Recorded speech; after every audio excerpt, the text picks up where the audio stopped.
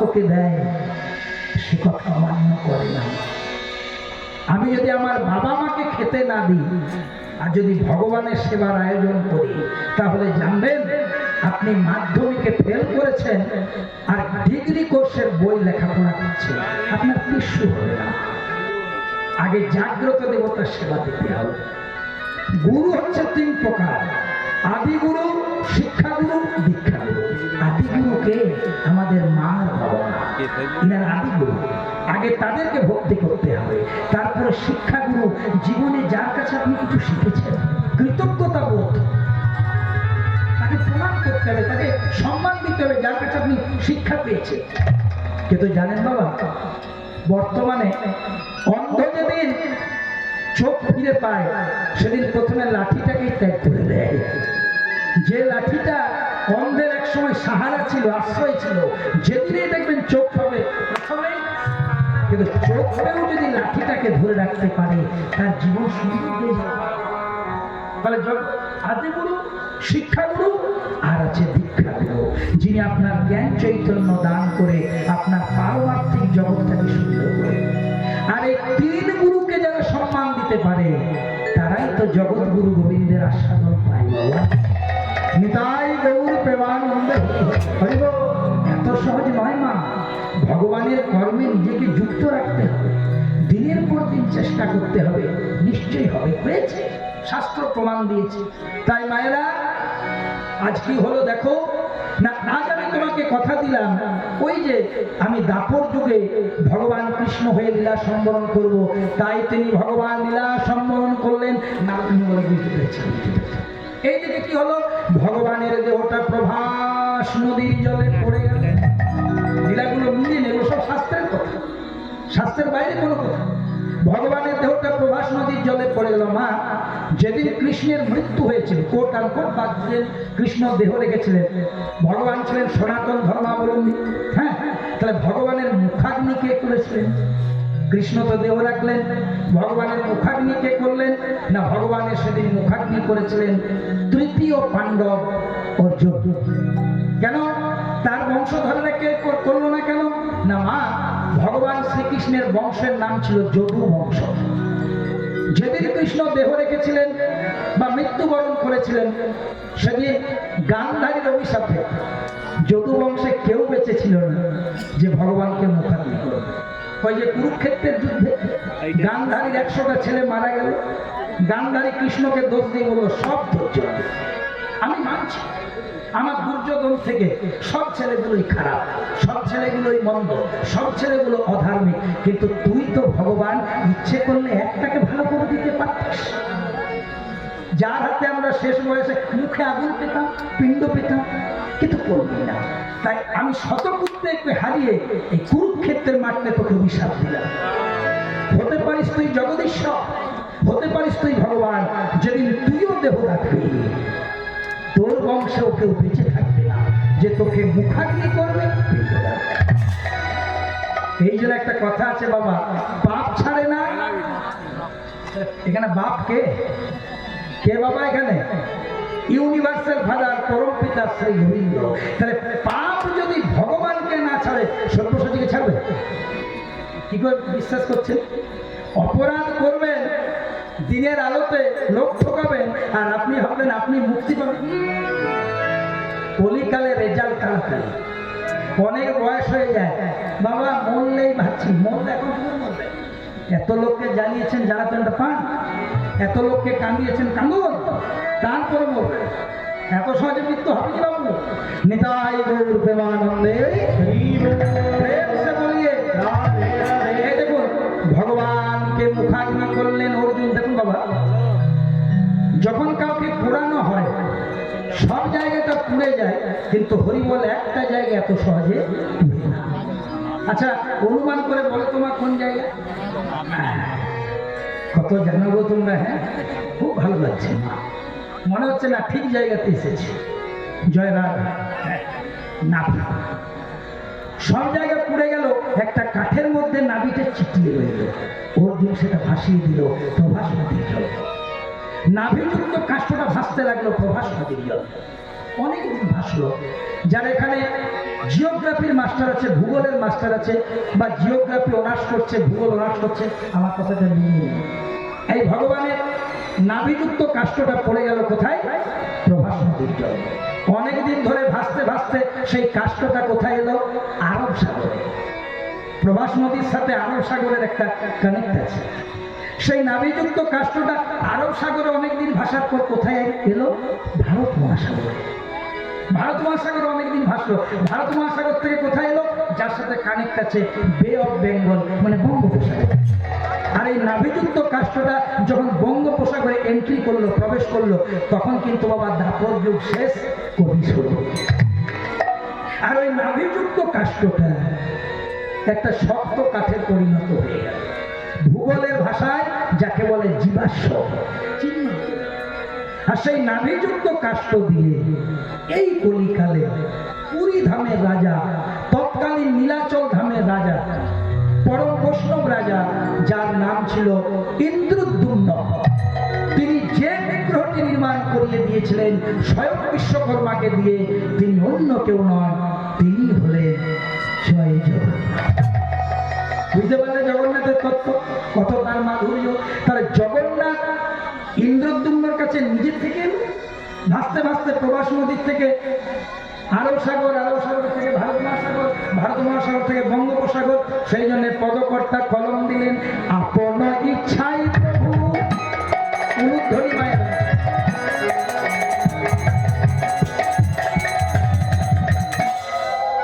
পিছনের মাগুলো দেয় না, দেখছে, দেখতে পাই না, না দিলেও চলবে, দেবে না। এই অন্তরকে পরিষ্কার হয়ে গেল। দাও, আপন ইচ্ছাই প্রভু পুরী ধামে আইনা,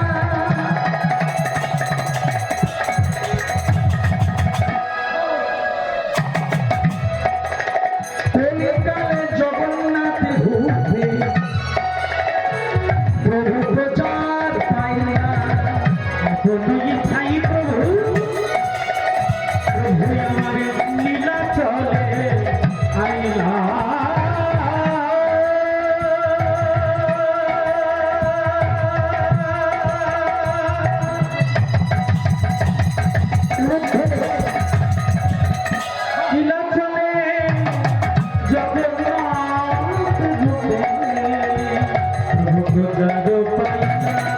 জগন্নাথের জয়, জগন্নাথের জয়, জগন্নাথের জয়, জগন্নাথের জয়, বলে জয় জগন্নাথ, জয় জগন্নাথের জয়, জয় জগন্নাথ, জয় জগন্নাথের জয়, বলো জয় জয় জগন্নাথ, জয় জগন্নাথ, জয় জগন্নাথ,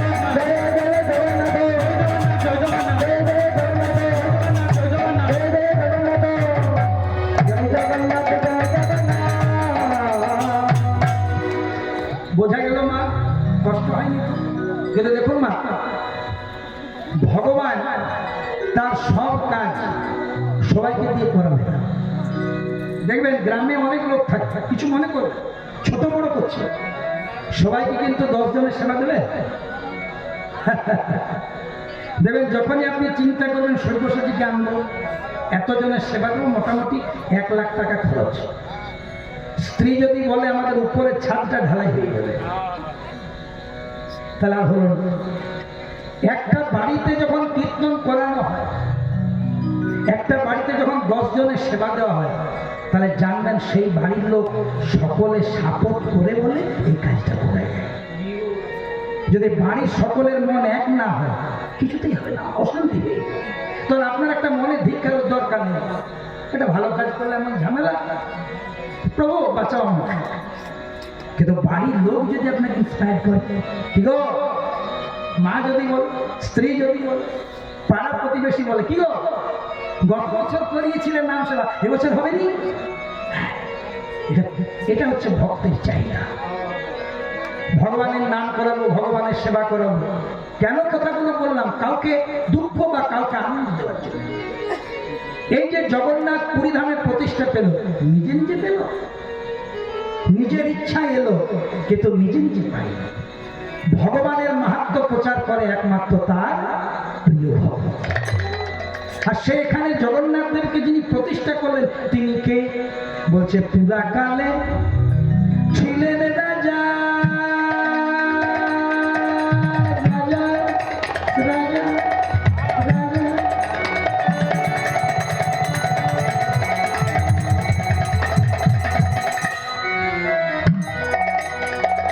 রাজা কাকে বলে?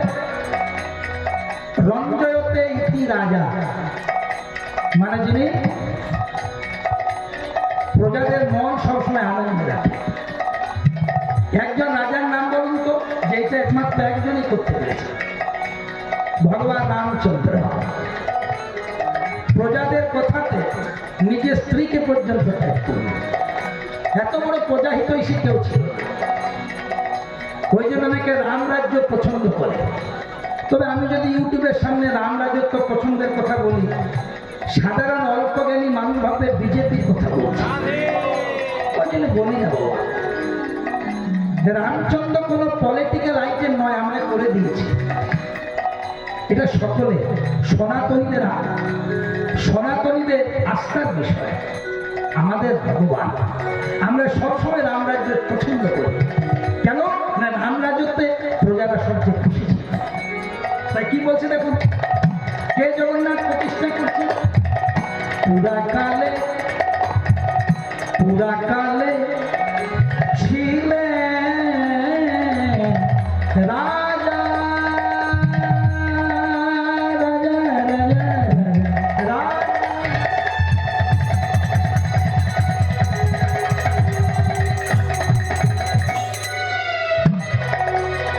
কি নাম বললাম? এখনই বললাম, বলো তো মায়েরা কি নাম বললাম?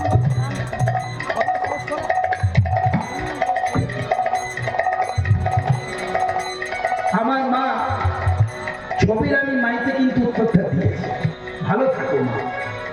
এই ছেলেকে যখন মালাটা পরাচ্ছিলেন, মা মনে মনে জিজ্ঞেস করছেন পড়াবো? আরে মা ছেলেকে মালা পরাবে না তো কে পড়াবে? এটা তো বাৎসল্য প্রেম। মালাটা যখন পরিয়ে দিলে মা, মায়ের যেমন বাৎসল্য প্রেম পরশ হয়, আমি সেটা ভালো থাকো মা, এই যে কর্মগুলো করছো ভালো থাকো। পুরাকালে ছিলেন রাজা কিন্তু না, ধর্মে কর্মে ছিল অতি পুণ্যবান। পুরাকালে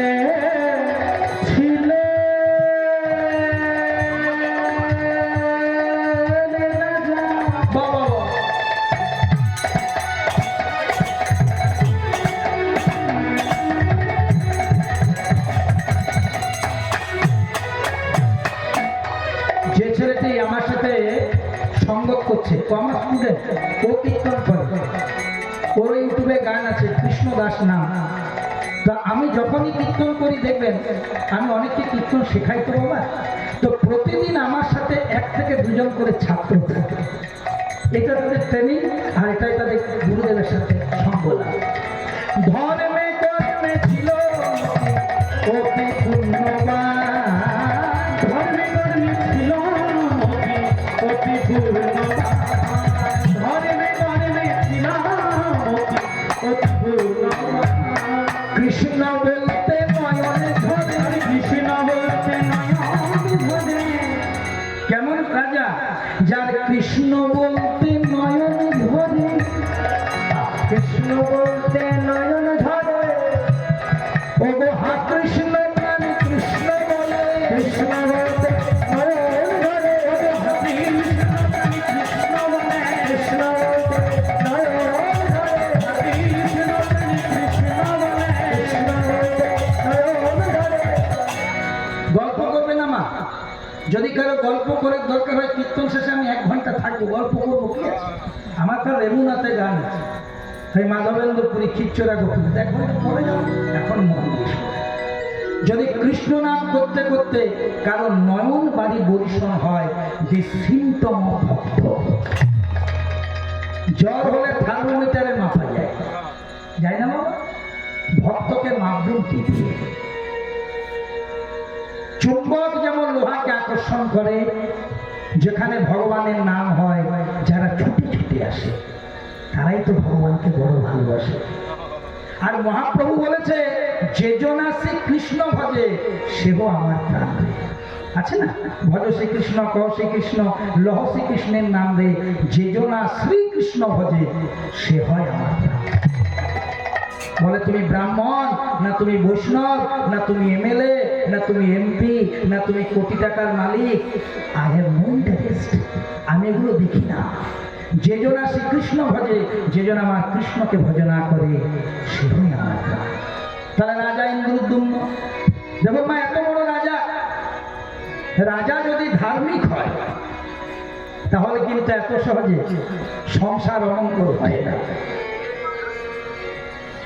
দেশের নেতা, দেশের মন্ত্রী, বিশেষ করে যারা দেশ চালায়, রাজ্য চালায়, তারা যদি একটু ধার্মিক না হয় বাবা, তাদের যদি স্পিরিচুয়ালে একটু আস্থা না থাকে, শুধু সাধারণ শিক্ষা দিয়ে প্রজাদের হয়তো সুখ দেওয়া যায়, শান্তি দেওয়া যায়। সেরকম রাজা ছিলেন ইন্দ্রদ্যুম্ন। তিনি একটা পলিসিতে বিশ্বাস করতেন, একটা নীতি। এই যে আমরা রাজনীতি বলি, কাকে রাজনীতি বলি না, রাজনীতি হচ্ছে নীতির রাজা, দি বেস্ট পলিসি। কিন্তু বর্তমানে যেগুলো হচ্ছে এটা বেস্ট পলিসি নয়, নীতি রাজা নয়, এটা হচ্ছে রাজার নীতি। আমি যাহা বলিব তুমি তাহা করিবে, না হলে তোমার 12টা বাজে দিব। নিতাই গৌর প্রেমানন্দে হবে। তাহলে মায়েরা ভালো করে লক্ষ্য রাখ, কেমন রাজা একটা পলিসি মেনটেন্স করতেন। একটা জিনিস তিনি বারবার করে বলতেন, সেটা ইন্দ্রদ্যুম্নের শিক্ষা ছিল কি, হাতে করো গৃহকাম, হাতে ঘরের কাজ করো, যে কাজ করছো করো, টিউশনি পড়াচ্ছ পড়াও, চিন্ময় বাবু পড়াও, প্রাইমারি স্কুলের শিক্ষকতা করছে 100 বার করবে, যোগ্যতা আছে।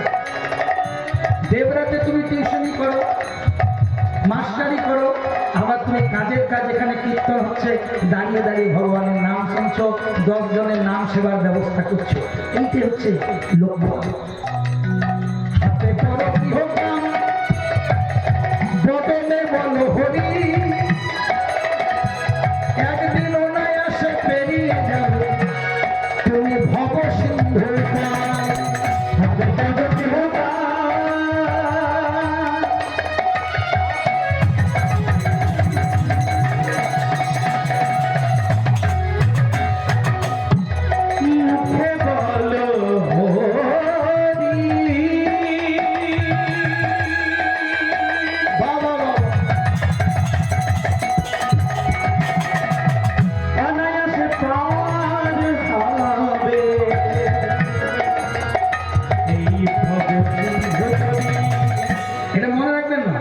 হাতে করো গৃহকাম, ঘরের কাজ করো, মুখে বলো। আপনি বৃন্দাবনে যাবেন, আপনি নবদ্বীপ যাবেন, আপনি পুরী ধামে যাবেন, যারা ভক্ত মা বাবা হয় তারা কি করে জানেন, ঝাড় দিচ্ছে, হরে কৃষ্ণ কৃষ্ণ কৃষ্ণ হরে হরে, হরে রাম রাম রাম হরে। রান্না করছে, হরে কৃষ্ণ নামটা করে নিচ্ছে। আর আমাদের যত অজুহাত, কখন করবো, সংসারের যা জ্বালা, তোমার ইচ্ছাটাই না। 10 জনের সাথে ফাঁকা জায়গায় গল্প করবে, পরনিন্দা ছাড়া কিছুই করবে না। ওর শাশুড়ি ভালো নয়, ওর বউ ভালো নয়, ওর বেটা ভালো না, আমি হবে কি করে, কি করে হয় বলো? হাতে করো গৃহকাম, মুখে বলো হরি, একদিন অনায়াসে পেরিয়ে যাবে ভবসী। কিন্তু এটা ছিল আমার রাজা ইন্দ্রদ্যুম্নের নীতি। ভোরবেলায় ঘুম থেকে উঠতো, ভোরবেলা ব্রহ্ম মুহূর্তে স্নান করতো। কেমন রাজা, রাজকার্য তো শুরু হবে তার আগে ঘুম থেকে উঠে মনের আনন্দে ভগবান আরাধ্য দেবতার কাছে গিয়ে, বাড়িতেই ছিল ভগবান শ্রীকৃষ্ণের আরাধ্য, যেমন আপনাদের বাড়িতে রয়েছে, সেখানে স্নান করে মনের আনন্দে গাইত। তো যিনি উনি গাইছেন তা আমরা গাইব, চলুন রাজা ইন্দ্রদ্যুম্নের সাথে সাথে আমরাও গাই। তাহলে তিনি কি গাইতেন, হরি হরয়ে নম কৃষ্ণ, বলবেন না, পিছনের মাগুলো বেশি করে বলবেন, হরি হরয়ে নম কৃষ্ণ যাদবায়, হরি হরয়ে নম কৃষ্ণ যাদবায়, হরি হরয়ে নম কৃষ্ণ যাদবায়, হরি হরে